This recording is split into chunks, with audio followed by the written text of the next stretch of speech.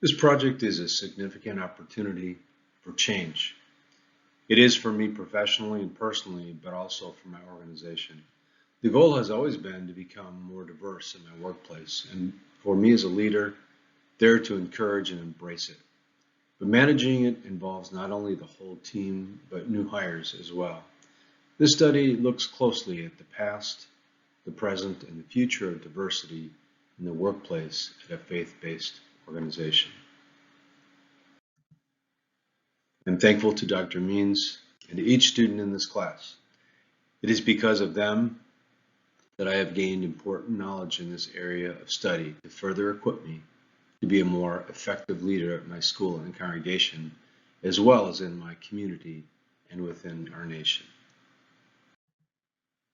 The problems I have defined and have attempted to provide answers to are these.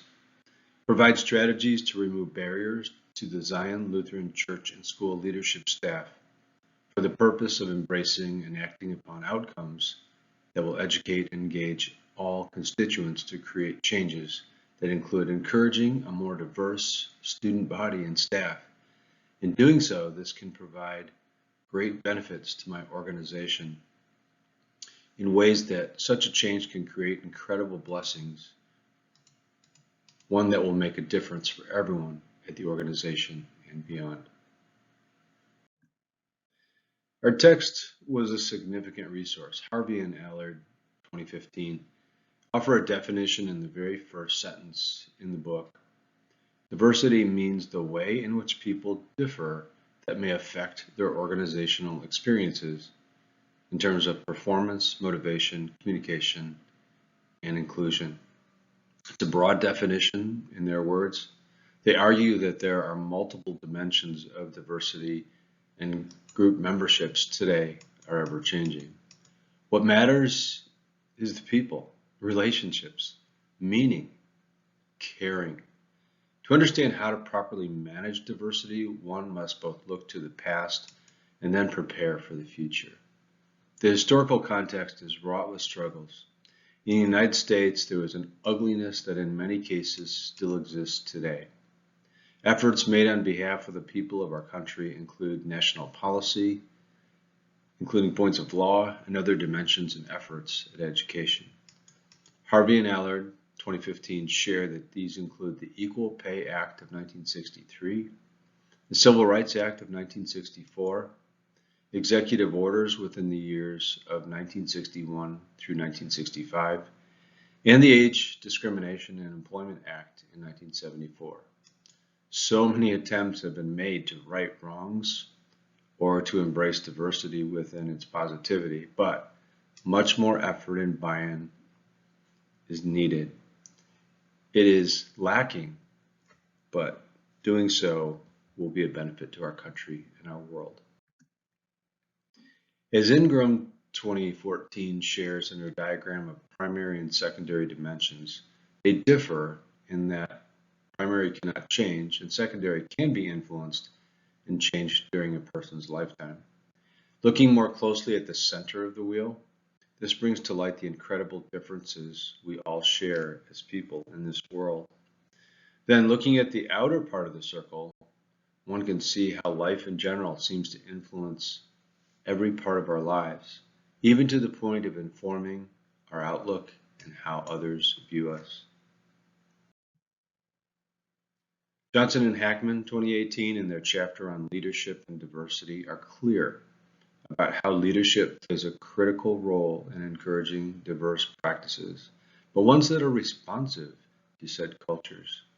The key here seems to be the development of cultural intelligence, also known as CQ, which these authors define as the ability to function effectively in culturally diverse settings.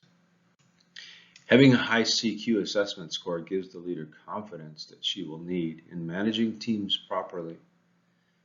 Pushing oneself to the highest levels can be accomplished by long-term and short-term overseas experiences, global courses, and interactions with those from other cultures, as well as experience and taking professional development through courses and workshops. Being responsive is a critical attribute. one that will also help to prevent obstacles. It begins with a hiring process and can include specific questions that relate to diverse practices within one's team. Not only can a leader hire for the understanding of diversity, but she can also hire people of color and those with primary dimension characteristics.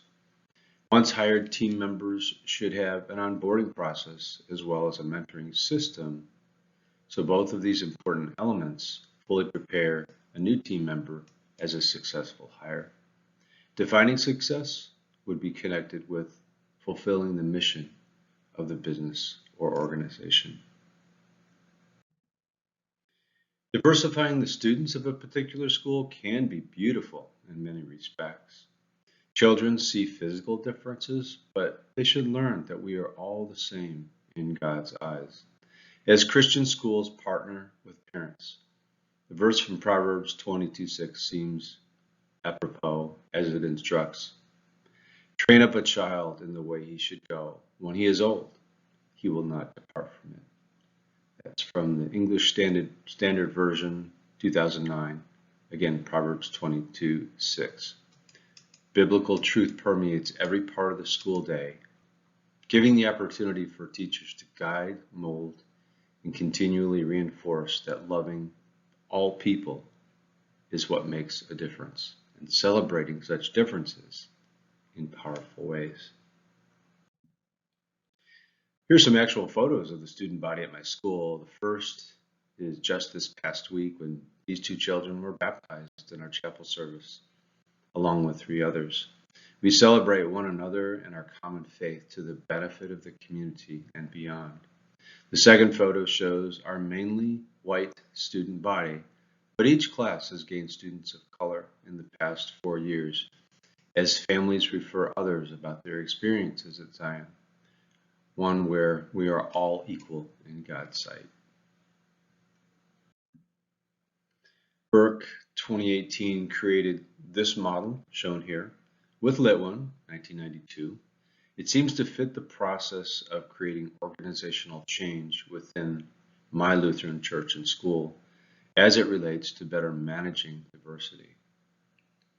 Take note how many external factors push and pull at the system of groups indicated within the internal nature of the organization study. Management practices are front and center, but inexplicably connected to leadership, structures, systems, and even work unit culture. Many of these processes are operating factors. Strategy focuses on mission and organizational culture, but these too are directed back at leadership. Individual factors are also noted to include skills and tasks, needs and values, and yes, even motivation. A key parameter is part of the frame and is the individual and organizational performance, which is the actual reality of what happens and can be measured over time. At Zion Lutheran Church and School, a system of assessments in each of these factors can yield important information to be acted upon in hopes of encouraging the change process. Zion Lutheran Church and School was founded, unified as the congregation and the day school in 1882, a long time ago. The background was European with German roots. Those who immigrated to this part of Texas were searching for religious freedom, something they had lost in their country. It began as a German-speaking ministry, but over time, and due to 2 world wars and the negative course of events connected with Germany, this language was quickly dropped. Over time, the Lutheran school system became the largest Protestant system in the world for Christian education. Through the accreditation process, much change has occurred through the years towards more positive outcomes with best practices, also innovation, value-added education, and niche ministries. Through it all, most schools, including Zion, continued to be mostly white and not very diverse. Through leadership change at this school, Zion, in 2014, the idea of becoming more diverse within both the staff and student body came to be more accepted and even embraced. There are still pockets of resistance, so this project is aimed at removing barriers so diversity can be managed properly and fully embraced. Two employees were interviewed for this project, the business manager who also has a role in HR, and the Spanish teacher who works with the kindergarten through 8th grade students. The business manager was representative of the church staff, the Spanish teacher for the school faculty. The business manager stated he was white. He had wonderful things to say about how our diversity has increased over the past years. He also said he felt our staff was seasoned in a way that did embrace this change from the past, but he also mentioned we still have a ways to go to fully embrace and manage it properly. The Spanish teacher is a woman of color and is a Latino. She similarly said she just loves where we are going to become more diverse and sees good changes in our hiring and onboarding practices, as well as how we mentor new hires. Bull and Pingle 2018 tell ministry partners to build a strong and growing internal coalition, building a team around a shared vision and a set of goals. This means continual communication and dialogue. It means not shying away from tough topics. It means starting this discussion of managing diversity properly and keeping it in the forefront. Employees will share valuable information, ones that can provide effective talking points. To implement this project most properly, my proposal includes the following. One is to create a case for change. Two, craft both a vision and a plan. Three, create buy-in for the vision and plan. Four, create a list of action points for needed changes. Five, implement those changes. Six, embed the change process within the church and school culture and practices. And finally, seven, review often, analyze results, and reflect on any needed changes. All of this will need to begin with the leadership team, but with important input from staff, the congregation, and even the students and their families. Since we are a Lutheran Christian mission, ours will be a gospel-centered approach, using the Bible as our textbook continually. The center of the struggle for change seems to center on the lack of a humble, effective leader at the top, with power struggles between paid staff and congregation members. That leader at the top would be the senior pastor. And with all of us, sometimes sinful pride takes the center stage, unfortunately. Using the Burke-Litwin model for the framework of change should give important data at every angle of the ministry, for such data points need to be confronted. Zion Lutheran Church and School seems to be on the cusp of needed change. It has not been, nor will it be easy to create an upward trend to keep the momentum going. But the top leader is retiring, giving our ministry the most important aspect of change as we prayerfully search for someone who will fit our need for a more diverse culture, one based upon being relational with each other and with our publics. We are a praying group and have numerous Bible studies, but these are not consistent practices.